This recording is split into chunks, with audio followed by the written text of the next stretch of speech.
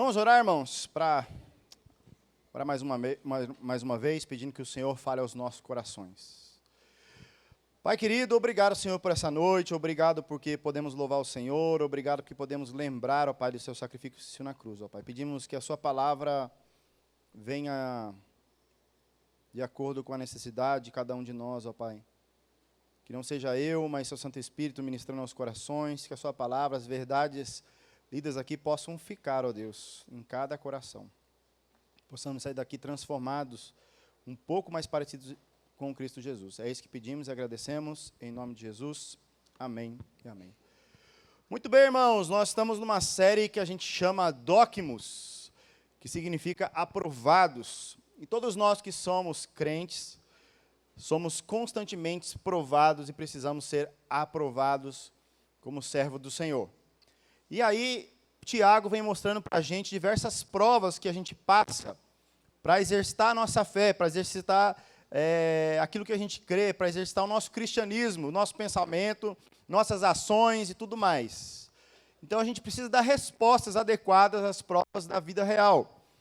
Então, a gente tem a vida real, rua, família, provações, doença, desemprego, financeiro, tantas coisas.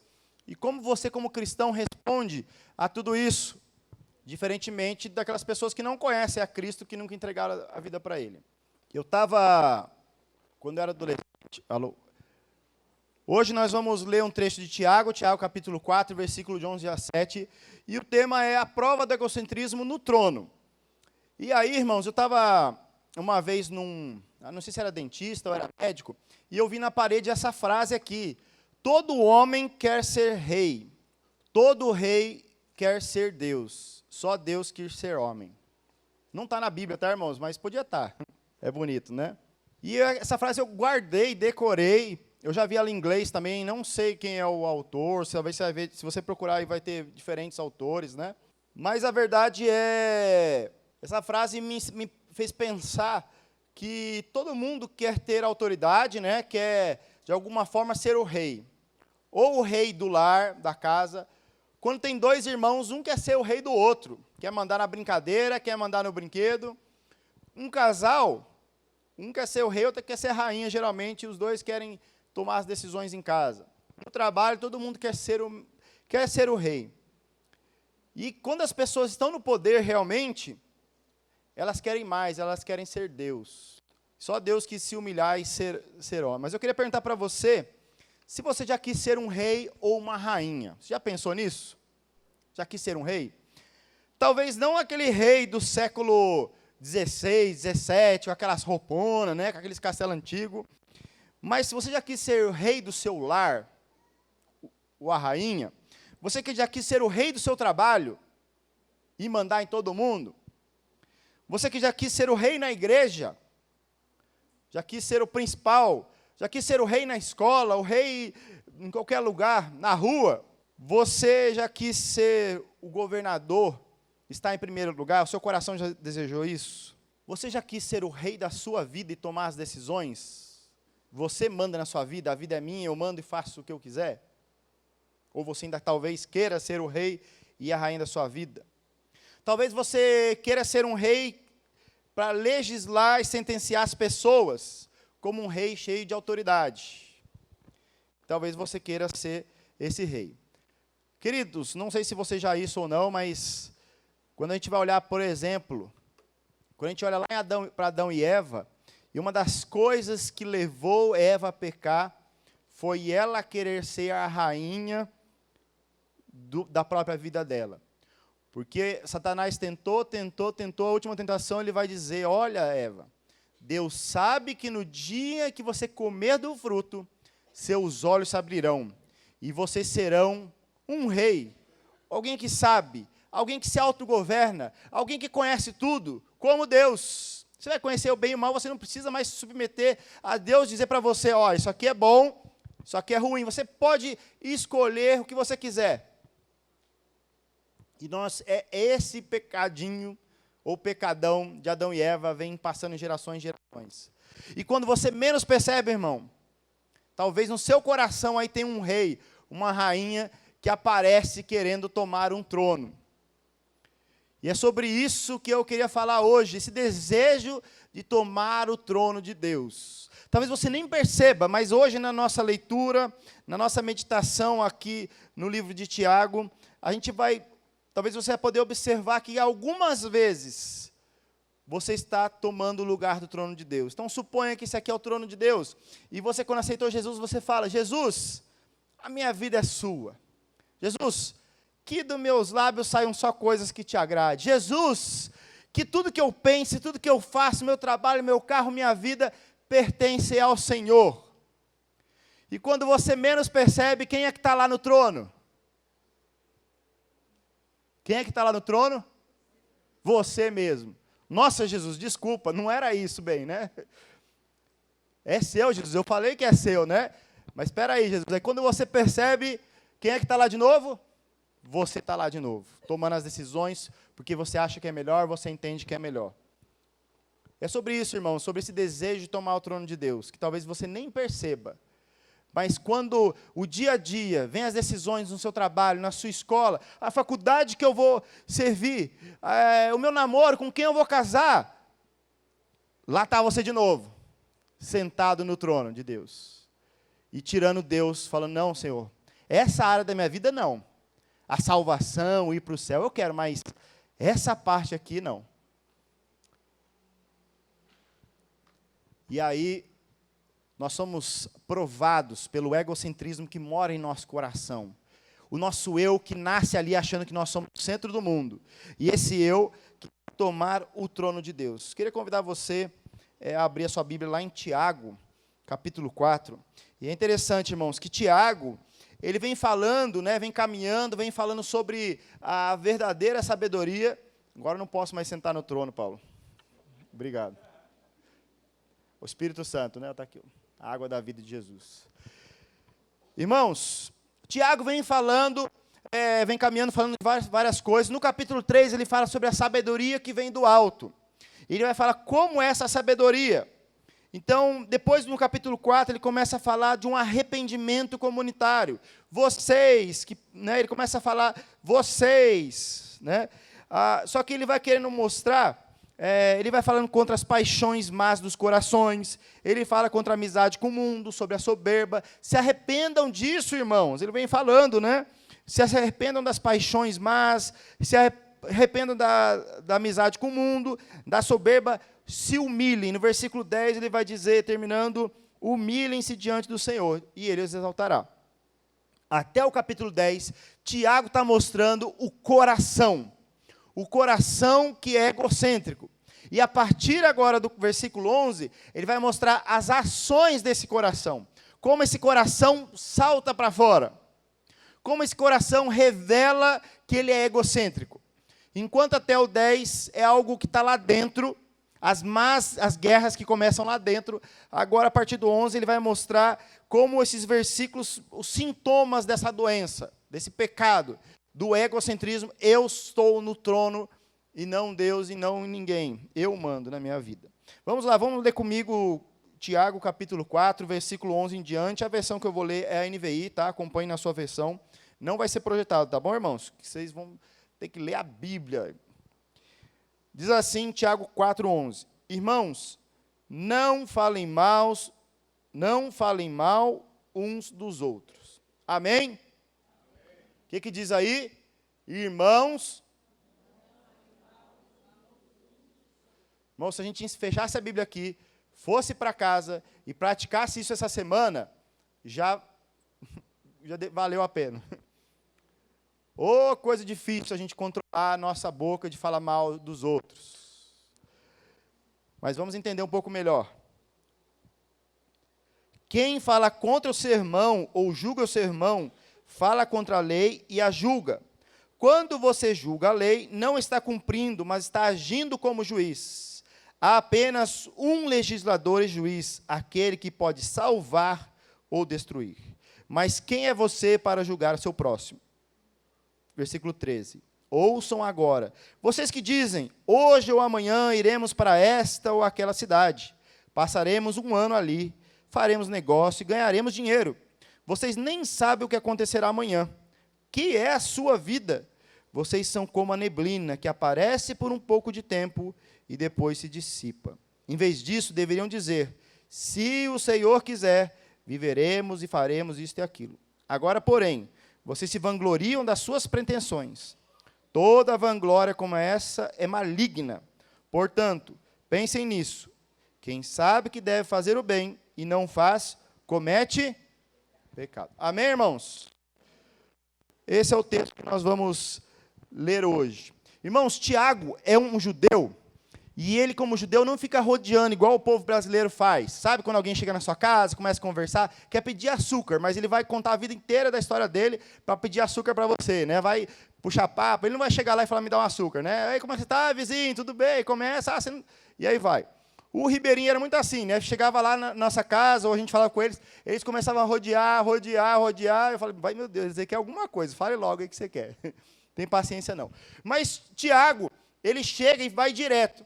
Então, Tiago, quando a gente tentou dividir Tiago, é muito difícil, irmãos, porque parece Tiago, não sei se você já assistiu filme de Bang Bang, que o cara puxa ali o revólver e atira, tem 7 caras, ele faz tá, ele acerta todo mundo, e não gasta uma bala a mais, às vezes ele acerta 2 caras com um tiro só. Tiago parece isso, parece que ele está dando tiro nos irmãos em coisas bem específicas. Ele começa a falar: não faça isso, faz isso. Tá? Ele não faz rodeio, ele vai direto trabalhando com o povo. Ó, isso.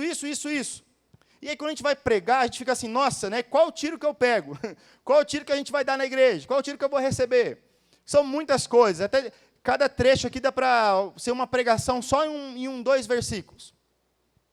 Mas hoje aqui Tiago está falando sobre pelo menos 3 coisas, quando, na verdade, nós tentamos usurpar o trono de Deus. Tiago vai mostrar 3 problemas, 3 ocasiões, 3 que quando nós tentamos roubar o trono de Deus, tomar conta do trono de Deus. Então, nesse pequeno trecho, a gente pode entender, mas quando é que eu tento realmente usurpar o trono de Deus? Voltando aqui, olha o versículo 11 e 12, vamos ler de novo, refletindo a palavra. Quando ele vai dizer: irmãos, não falem mal um dos outros. Tiago está dando um tiro, ou seja, naquela igreja, para aquelas pessoas que Tiago está falando, ele está dizendo: olha, eu sei que vocês falam, mas não falem mal um dos outros. E é um problema que a gente tem em muitas igrejas, e eu creio que a gente tem aqui também. É uma coisa simples, objetiva, não fala mal, não tem que fantasiar nada, não tem muito o que explicar. Mas ele vai embasar o porquê nós não devemos falar mal. Ele vai usar 2 questões. Porque, versículo 11.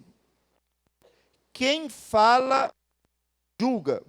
Quem fala mal ou julga o seu irmão. O Tiago vai usar 2 coisas. Primeiro, irmãos, falar mal é a ideia de denegrir, a ideia de prejudicar a imagem de alguém.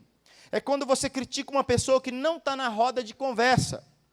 Se a pessoa não está naquela roda de conversa e é o seu irmão na fé, e você está falando mal dela, isso é o falar mal, você manchar a imagem daquele irmão. O nosso diretor da MEAP lá, o Márcio Garcia, ele chama isso de envenenar a mente. E ele tem um combinado na casa dele. Quando alguém fala mal de alguém, ele fala: opa, você envenenou minha mente. Por quê? Porque talvez aquelas pessoas que estão em volta nunca perceberam, realmente aquela pessoa e não tinha percebido. E quando você fala mal de alguém para outras pessoas, você acaba envenenando aquelas pessoas e elas começam a olhar para essa perspectiva do defeito da pessoa. Já percebeu isso? Ah, aquela pessoa é assim. Aí você nunca tinha percebido isso, envenenou a sua mente. E aquele veneno vai ficar no seu corpo. Aquele mal vai ficar rodando na tua vida. E aí eu achei interessante que o Márcio fala assim: na família dele, quando se fala mal de alguém, eles param e falam: envenenou. Mais ou menos isso. E a partir de agora, você tem que falar 3 qualidades dessa pessoa. E a pessoa vai ter que achar 3 qualidades daquela pessoa. Interessante, né, irmãos? É o que a gente chama de 1 para 3. Se a gente começar a botar isso em prática. Vai falar mal de alguém? Fale 3 coisas boas. Para nem falar mal, na verdade, né? Isso que é falar mal, irmãos, é você envenenar as pessoas que estão à sua volta com características negativas de alguém e a pessoa não está ali na roda. Calvino vai dizer que, por natureza, nós somos hipócritas. Nós nos exaltamos com toda a liberdade enquanto caluniamos o outro. Quando a gente fala mal de alguém, é porque a gente está dizendo que a gente não é aquilo, não é isso? A gente se exalta e menospreza os outros. E a verdade, irmão, é que quando numa roda se fala mal de alguém, pode ter certeza que quando você sair dali, vão falar mal de quem? De você. Ou você vai falar mal dos outros. Então esse é o desafio, irmãos, porque constantemente, a gente bota o nosso eu lá no trono e quer mostrar que a gente é melhor que os outros. Esse é um veneno. E a palavra que ele vai dizer também, a questão de julgar, essa aqui já é alguém que aponta, alguém que acusa e dá o veredito. É aquele que condena, prende, julga e condena. Você conhece alguém assim, né? Condena, julga, prende, condena, julga e condena. Né? A mesma pessoa faz tudo, né? É isso aí. Você está no lugar, você faz isso. Você assume para si o trono de juiz. Não, Deus, deixa eu julgar. Deus, você não sabe de nada. Deixa eu julgar essa pessoa. Então você já dá sentença. Aquela pessoa merece isso, aquela pessoa merece aquilo. Você senta no tronão de Deus lá e fica lá julgando as pessoas. E a gente constantemente tenta fazer isso. Calvino vai dizer: cada um deseja que todos os demais vivam em conformidade com a sua própria vontade ou fantasia. Quando a gente quer que os irmãos, as pessoas, façam aquilo que eu quero que seja feito. Não é aquilo que a Bíblia diz, tá? O que Tiago está dizendo, quando a gente projeta para as pessoas, para os outros, que eles vivam da mesma forma que eu vivo. Interessante, o ribeirinho tem um mata-pique para pegar camarão. É tipo um cilindro assim. E eles falam que esse cilindro é o seguinte: você tem que abrir, pegar uma misturinha que tem que ferver essa mistura para poder, bota na água para o camarão poder vir. Aí eu sempre, como fui do contra, eu faço assim, não precisa ferver, vou colocar do meu jeito. E a menina viu, uma menina ribeirinha passou e viu que eu estava colocando, eu esqueci o nome desse produto agora, uma fruta lá, alguma coisa assim, e eu não fervi. Porque eu pensei, vai ficar na água, para que eu vou ferver o negócio? Vai ficar na água, vai ficar diluindo. E ela ficou dando risada que não ia funcionar. E funcionou, irmãos, pegou o camarão. Porque a avó dela fazia assim, a bisavó dela fazia assim, e ela achava que aquele era o jeito certo. Ribeirinho é louco para ver você fazendo, tudo que a gente faz diferente é errado. E eu tenho que tomar cuidado com isso quando estou lá, né? Mas eu faço de propósito, eu remo diferente, só para eles ver que é possível. Há outra vida. Que não é pecado, irmãos, é coisa diferente. E aí, se na sua casa a panela ela brilha igual o sol, você acha que na casa de todo mundo a panela também tem que ser brilhada igual o sol.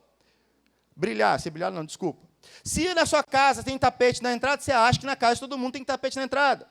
Se você gosta de passear com o cachorro, você acha que todo mundo tem que passear com o cachorro. Se na sua casa na entrada eu estou tentando não falar nada de vocês, tá, irmãos?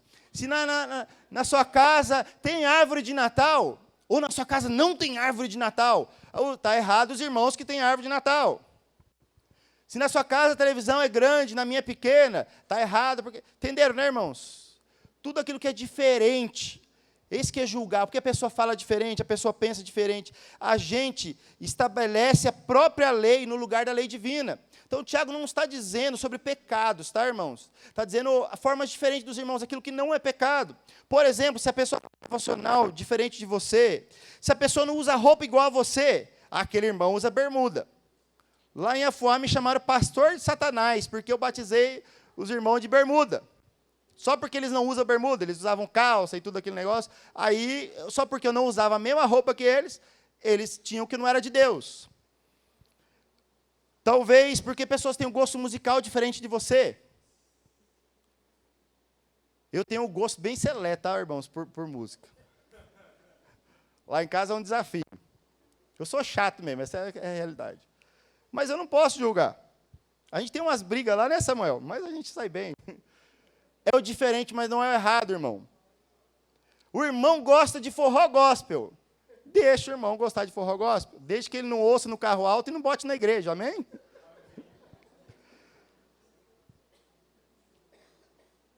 Irmãos que usam dinheiro diferente de você. Você é aquele que poupa para tudo, que não gasta com nada. Vai morrer assim. Passa com um sorrisal na água e não sai. E o irmão gasta. Você vê lá que o irmão vai para a praia e compra isso aqui lá, o outro vai para não sei aonde, fala, nossa, aquele irmão não sabe, está errado. Irmãos que falam diferente de você, pensam diferente, gostam de série diferente, que não assistem aquilo, não assistem aquilo outro, desde que não esteja pecado, irmãos.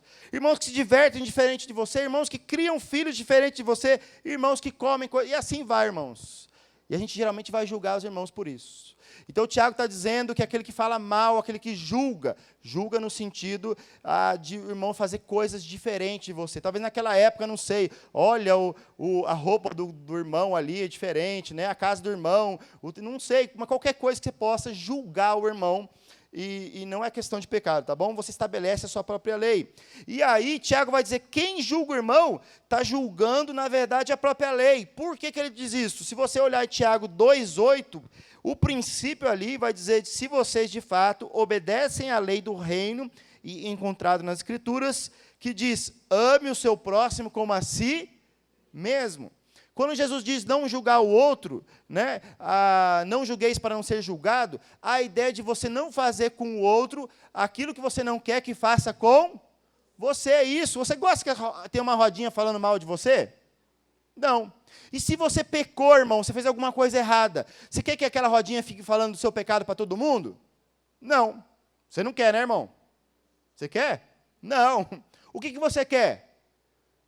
Se você pecou, o que você quer? Que venha o irmão e faça o quê? Fale com você. Não é isso que você quer? Não é isso que nós queremos? Ou você quer que seu pecado seja espalhado para a igreja inteira, para Jacaré inteiro? Não. Você quer que alguém chegue e fale, nossa, eu errei. Talvez eu nem percebi que eu pequei. Então, irmão, quem julga o irmão está julgando a própria lei. Está dizendo assim, eu não preciso amar meu próximo. A lei não serve para mim. É isso que você está dizendo. E ele continua dizendo, não está cumprindo a lei, porque, na verdade, está dizendo que você mesmo não cumpre a lei, cria uma lei e quer que os outros criem essa lei. É isso que Tiago está dizendo. Você não cumpre a lei do amor, de amar o outro como a si mesmo, você cria uma nova lei, crente não pode jogar bola, exemplo. E você faz o outro, então você se torna um não cumpridor da lei. E aí vai dizer que você vai agir como um juiz.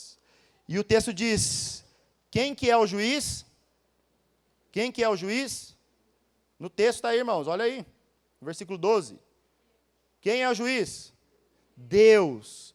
Então, irmãos, quando eu falo mal de alguém, o que eu estou fazendo? O que o texto está dizendo, não sou eu que estou inventando, você está agindo como Deus. Você está tentando usurpar do trono de Deus. Nós temos que nos cuidar com isso, irmãos.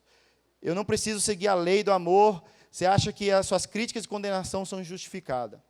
Eu tenho justificação para isso. E aí, irmãos, tem algumas aplicações e implicações. A primeira coisa é que nós não devemos julgar, exceto em conformidade com a lei de Deus. Calvino vai dizer que é o seguinte, irmãos, não está dizendo, Jesus fala também que a gente deve julgar todas as coisas e reter aquilo que é bom. Então, o que é isso? Também se eu vejo meu irmão pecando, Mateus capítulo 18, eu tenho que ir lá e exortar meu irmão, repreender meu irmão, não é isso que fala, repreender ele? Porque hoje também a gente vive aquele do não julgueis, não me julgue, irmão.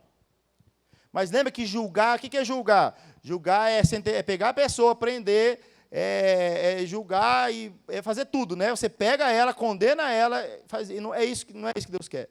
Mas se alguém chega para mim e fala, Rafael, isso que você fez foi um pecado. Isso não foi certo. Meus filhos já falaram isso para mim, né?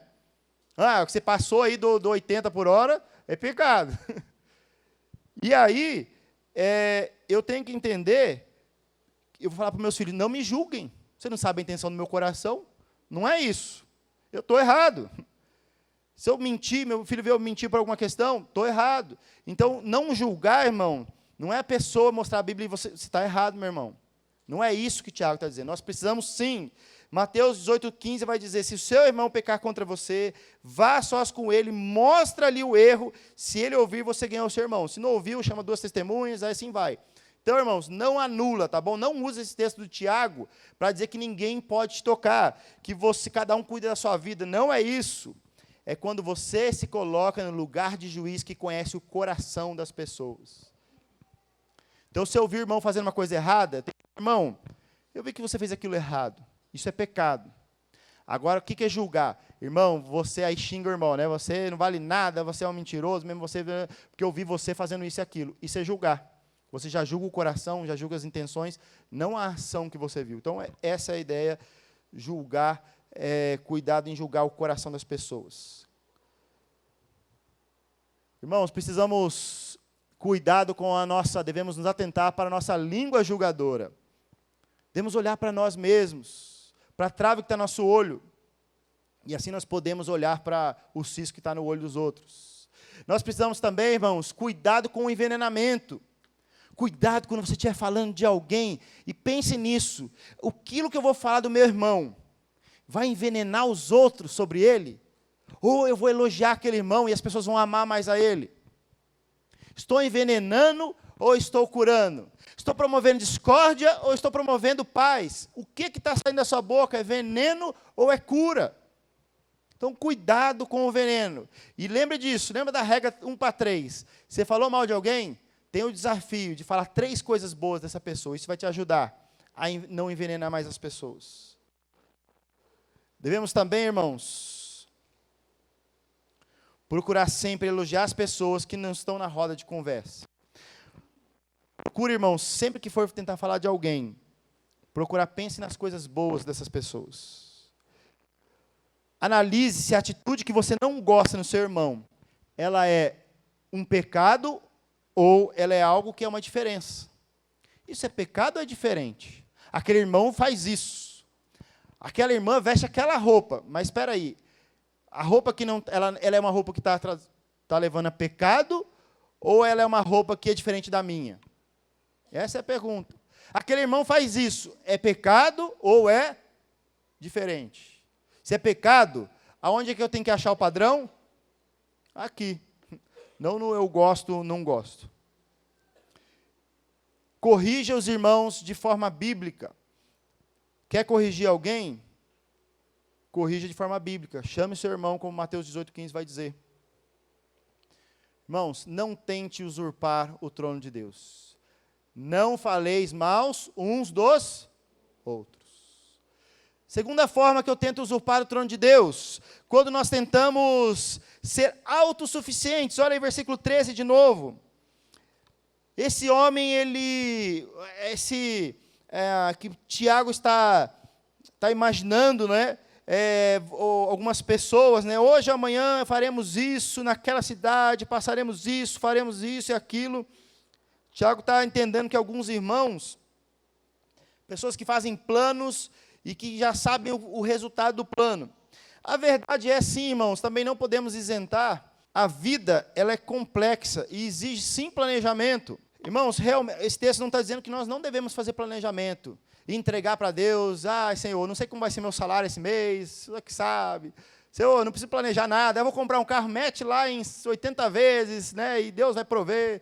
Passa o cartão toda a vida, vou mudar, não sei como vai ser, não é isso que está falando o texto, tá bom? O texto está falando da nossa tentação, o nosso desejo de ser autossuficiente, de conseguir governar a nossa própria vida. Mas é verdade que a vida ela é complexa, ela exige sim planejamento. Efésios 5:15 vai dizer que nós temos que pensar assim, não viver como por acaso, mas como pessoas sábias, pensar assim naquilo que nós estamos fazendo.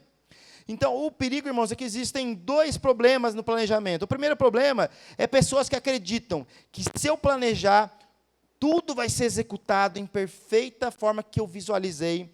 E aí a pessoa passa por cima de tudo, passa por cima de todos, porque tem que cumprir aquilo que ele planejou. Seja para a família, seja uma mudança, seja um emprego, seja uma casa, um carro, qualquer coisa, um empreendimento. E ele planeja tanto, e ele vai passando até por cima da lei, passando por cima de Deus, passando por cima da sua própria ética, para que eu planejei, tem que sair certinho, gritando com todo mundo, apressando todo mundo, e ele vai para que eu planejei, e saiu assim. E o outro 8, esse aqui é o exagerado, né, que planeja. E tem o 8 que fala assim, nossa, já planejei tanto no passado e deu errado, que hoje em dia eu nem planejo mais. Esse é o problema. Na verdade, como diz John Barclay, vai dizer, ninguém planeja fracassar, mas fracassa por não planejar. A gente precisa sim, irmãos, a Bíblia vai nos mostrar que precisamos pensar, precisamos planejar assim, precisamos pensar no nosso futuro. Reverendo Erickson Martins vai dizer, vida é complexa e sua complexidade exige planejamento. Precisamos nos prevenir das necessidades que obviamente surgirão. Precisamos sim, irmãos, pensar no dia de amanhã, precisamos tomar cuidado. Não é isso que está dizendo o texto. Mas aí, quando ele diz, vocês que dizem, o problema de Tiago, ele está dizendo pessoas que a arrogância do coração, a autossuficiência, pessoas que dizem, amanhã farei isso, será assim, assim, assado. Ele coloca toda a esperança, todo o planejamento no poder, na capacidade dele de dizer o que vai ser, o que depende de mim. Ele não pensa em Deus. Mas aí Tiago começa a mostrar logo à frente, se você continuar olhando o versículo 14, ele vai dizer 3 coisas. Vocês não sabem o que acontecerá amanhã. Quando ele diz que vocês não sabem o que vai acontecer amanhã, ele está dizendo que a vida é incerta. Nós não podemos nem saber o que vai acontecer amanhã, imagine daqui a um ano. Você não sabe o que vai acontecer amanhã na sua vida. Ele também, ao mesmo tempo, quando ele vai dizer o que é a sua vida, que tipo é a sua vida? A sua vida é como uma rocha que dura milhares de anos? Ou a sua vida é frágil? E o Covid veio mostrar para nós que a nossa vida é muito frágil. Pobres, ricos, milionários, pessoas com saúde, sem saúde, pessoas com convênio, sem convênio, mostrou que a nossa vida é frágil demais e a gente perdeu vidas por causa de um vírus, algo que você nem vê. E também o texto vai mostrar, continuando no versículo 14, vai dizer que a nossa vida, vocês são como uma neblina. Vai mostrar também que a nossa vida ela é curta. Quem somos nós, irmãos? Nossa vida ela é incerta, é frágil e vida curta para dizer, eu farei isso e farei aquilo e vai ser assim, assim, assado. Diante dessas verdades, irmãos, que a nossa vida ela é incerta, frágil e curta, o versículo 15, olha só o versículo 15 vai dizer, vamos ler mais uma vez, em vez disso deveríamos dizer, se o Senhor quiser. Você tem essa mania, irmão, de dizer, vem em casa amanhã, aí você responde o quê? Se Deus quiser, eu vou, né? Você sabe que você não vai. Mas você fala, se Deus te tirar da cama, se por acaso seu carro furar o pneu na frente da cada pessoa, se Deus quiser, eu passo nessa prova. Nem estudou para a prova. Se Deus quiser, eu vou passar. Nós usamos como um jargão. Você nem pensa, não é? Se Deus quiser. Eu vou fazer uma prova amanhã, eu vou mudar de emprego, se Deus quiser vai ser bom. Mas você usa esse jargão como se fosse uma palavra mágica que Deus vai ser obrigado a te atender, talvez. E não é isso que Tiago está dizendo. Não é um jargão. Irmãos, quando ele dizei se Deus quiser, na verdade ele está lembrando que dependemos de Deus mais do que pensamos. Nós precisamos lembrar disso, irmão. Na sua vida você precisa depender de Deus muito mais do que você pensa. Precisamos depender de Deus para tudo. O fato de você levantar e respirar depende de Deus. O fato de você ter o seu trabalho depende de Deus. Precisamos, irmãos, também submeter humildemente todos os nossos projetos a Deus. Quando você faz um plano, um projeto, seja para o que for, irmão, a compra de uma casa, de um carro, um trabalho novo, uma mudança de escola, qual faculdade eu vou estudar, qual escola que eu vou estudar, para que eu vou prestar, não sei, qualquer coisa que você pensar, você realmente coloca esse plano debaixo dos projetos de Deus. Você perguntou, Deus, é isso que o Senhor quer para mim? Ou você fala, Deus, entre nos meus sonhos. Tem uma música que fala isso, né? Que parece que Deus ele é responsável. Você sonha, ou tem um cara que fala isso, né? Se você sonha, Deus deixa você ver, deixa você tocar, Ele vai te dar, né? Algo parecido com isso. Mas, na verdade, irmãos, tem que falar assim, se Deus viu, se Deus planejou, e se Deus, é Ele quem faz tudo, e a gente tem que perguntar se nossos planos estão debaixo da vontade dEle, de maneira humilde. Senhor, não é a minha vontade, mas a sua.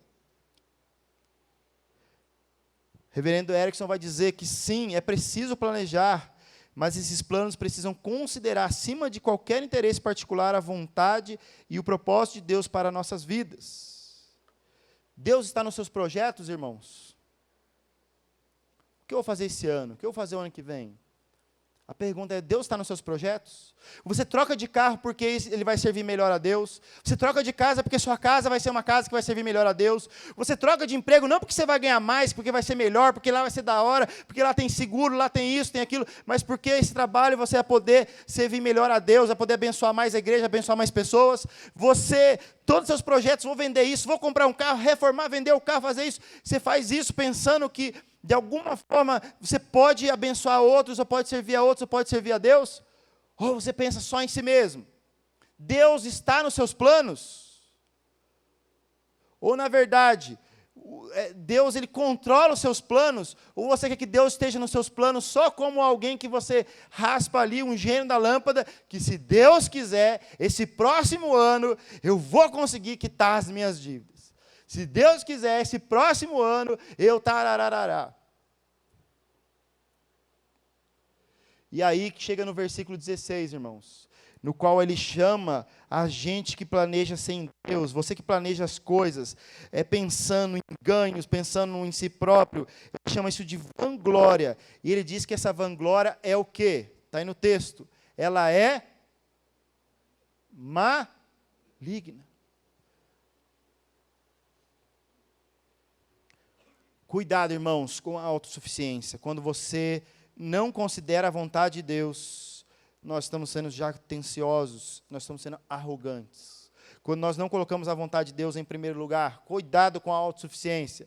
Você pode ser capacitado, um bom administrador, mas isso não te faz capaz de tirar Deus dos seus planos. Se queremos que o nosso projeto seja... Você quer que seus projetos sejam abençoados, irmãos, para o ano que vem? Então você precisa conhecer a palavra de Deus, para que você possa se adaptar à palavra de Deus, e assim a vontade dEle ser baseada em todas as suas escolhas. Agora o irmão quer que o seu trabalho, o seu empreendimento, o irmão quer que a sua vida, ela seja sucesso, dê tudo certo, mas você não se alimenta da palavra, automaticamente você vai ter a escolha errada.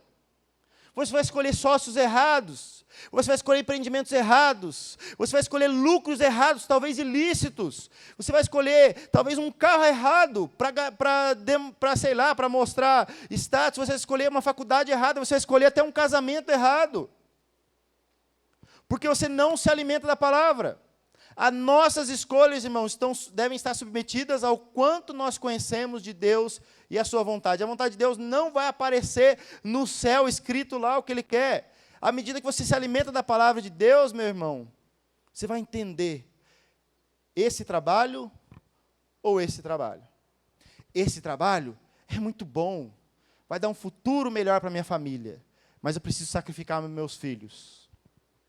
Eu preciso sacrificar o meu casamento. Eu preciso sacrificar a minha índole. Eu preciso mentir. Eu preciso fazer umas coisinhas que não são tão legal. Eu preciso sonegar. Eu preciso, sei lá. Mas Deus, me mostra se é a tua vontade. Vai aparecer, irmãos, escrito no céu? Vai aparecer? Não. Deus já respondeu, irmãos. Eu quero casar com aquela pessoa. Deus já te mostrou que aquela pessoa não tem a mesma fé que você, Deus já mostrou que vai ser uma luta, Deus já mostrou que não é para ser, como o pastor Jefferson dizia, né? O cara batia na mãe, eu não sei se é para casar com aquele cara ou não, né? Ele batia na mãe dele, ele fala, casa sim, porque aí para de bater na mãe e bate em você, pelo menos livra a mãe, né, de apanhar.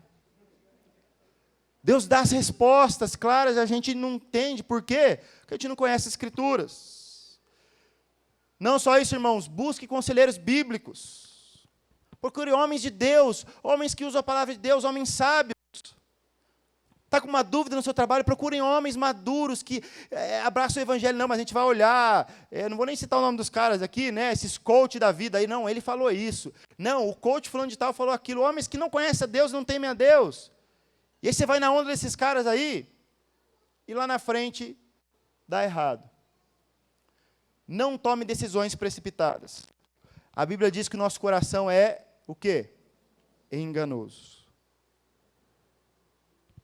Quantas pessoas começam a namorar uma pessoa que não tem a mesma fé?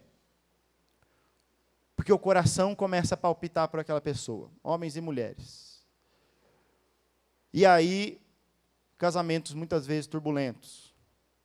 Um quer para uma igreja, o outro vai para outra. Um quer educar os filhos no caminho do Senhor, o outro quer educar os filhos no caminho do mundo.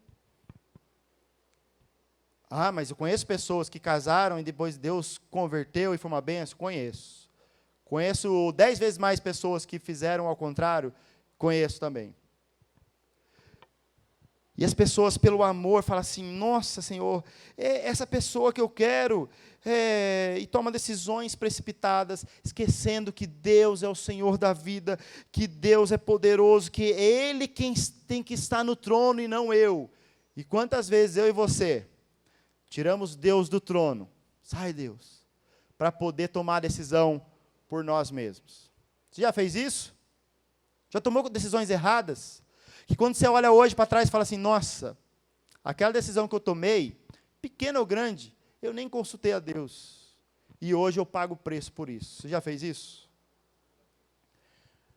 Irmãos, não é só incluir a frase se Deus quiser.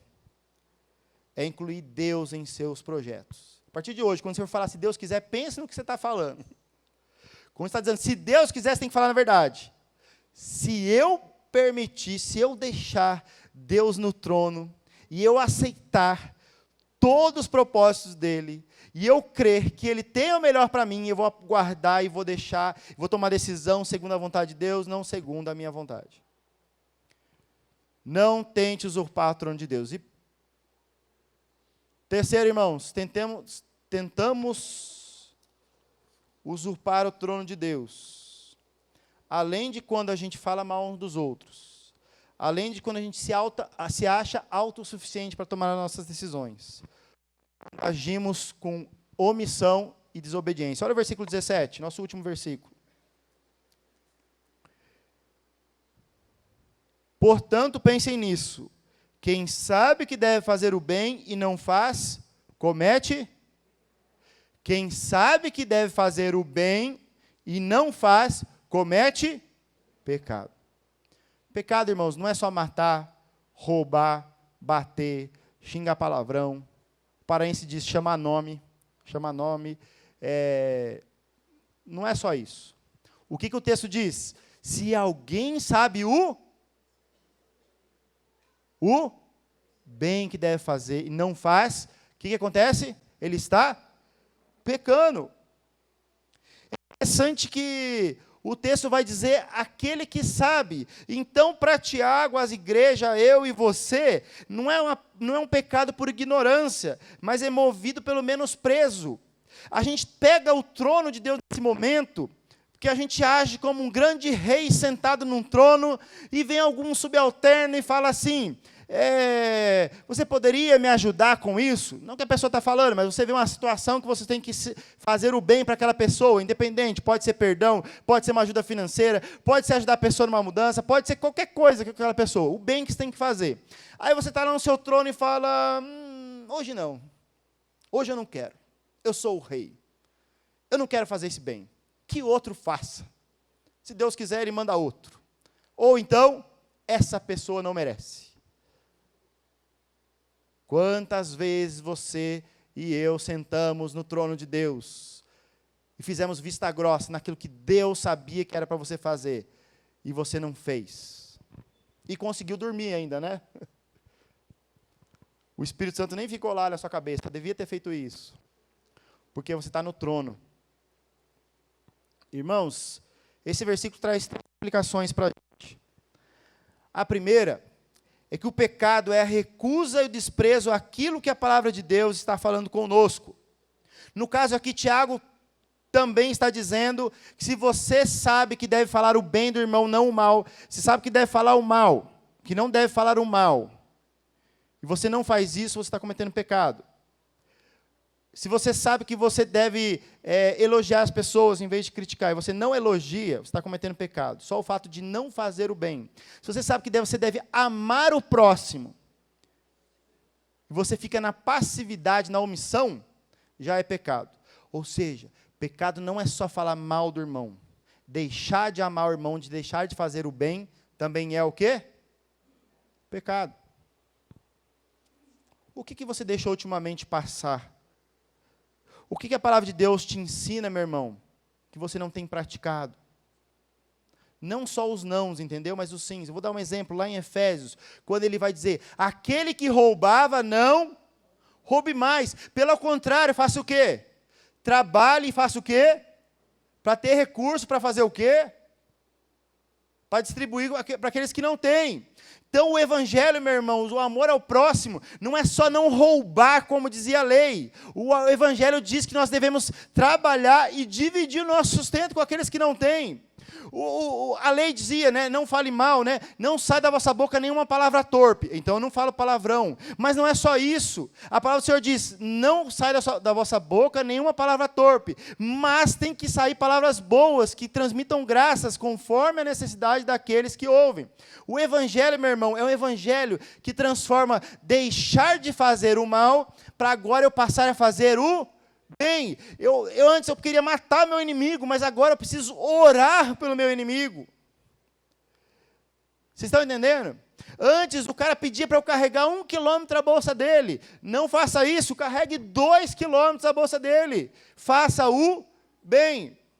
Então, irmão, pecado não é só não fazer as coisas erradas, que a gente tica lá. Eu não bebo, eu não fumo, eu não faço isso, aquilo. Não é só isso. Pecado é você não fazer aquilo que Deus quer que você faça, como amar o próximo, como a ti mesmo. Segundo, pecamos como recusamos a fazer o que é certo, quando agimos com omissão, passividade e menosprezo. Então, quando eu não obedeço a palavra de Deus, o que ela me ensina, e quando também eu vejo a necessidade de algum irmão, seja de uma palavra, seja apoio financeiro, seja uma carona, seja um ombro, seja uma visita, eu sei que aquela pessoa precisa disso. Mas eu vou sentar no meu trono aqui, porque sabe, eu também tenho meus problemas financeiros, eu também tenho meus problemas familiares, meu casamento também está meio abalado, e aí você coloca você no trono. Se você sabe o bem que deve fazer e não faz, comete pecado. E por último, pecamos quando planejamos sem incluir o plano de Deus. Aqui é a questão da ganância. Alguns autores vão dizer que quando Tiago fala isso, o bem, ele está olhando para aquele cara que iria ganhar recurso financeiro sem pensar em Deus. Ele ia ganhar recurso financeiro para ele. Existe um texto, não podemos dizer paralelo, uma parábola de Jesus em Lucas 12, 16 a 21. Eu vou ler aqui, se você quiser abrir a sua Bíblia. Lucas 12, 16 a 21 diz assim: então lhes contou esta parábola. A terra de certo homem rico produziu muito bem. Ele pensou consigo mesmo, o que vou fazer? Não tenho onde armazenar minha colheita. Então disse, já sei o que eu vou fazer. Vou derrubar os meus celeiros, construir outros maiores, e ali guardarei toda a minha safra e todos os meus bens. E direi a mim mesmo, você tem grande quantidade de bens, armazenados para muitos anos. Descanse, coma, beba, alegre-se. Contudo, Deus lhe disse, insensato, esta mesma noite a sua vida lhe será exigida. Na RA está, esta noite pedirão a sua alma. É mais dramático, né?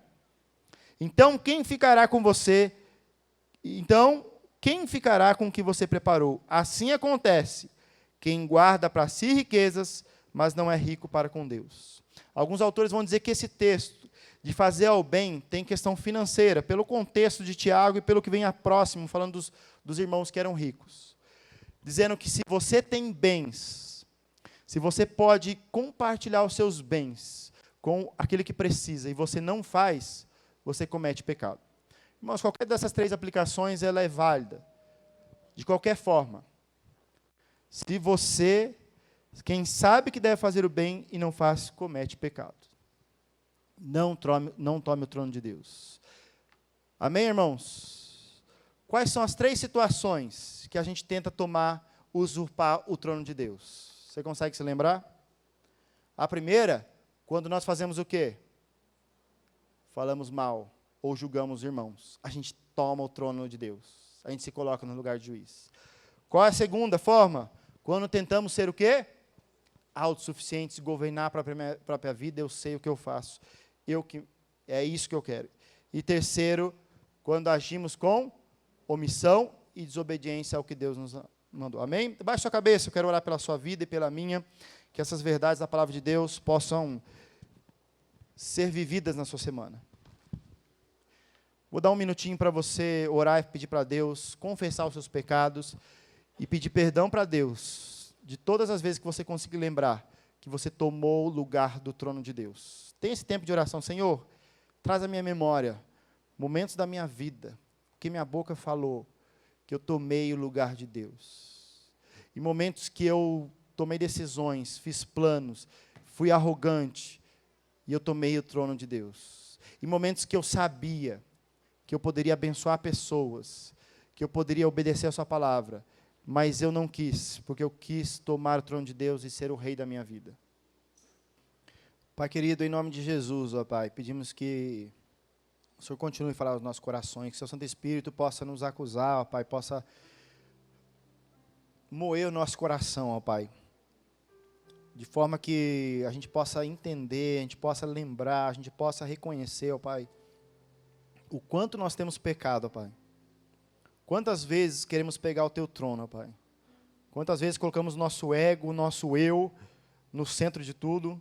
Quantas vezes nós queremos ser melhor que os irmãos? Quantas vezes nós queremos ser dono da nossa vida, achando que a gente sabe muito?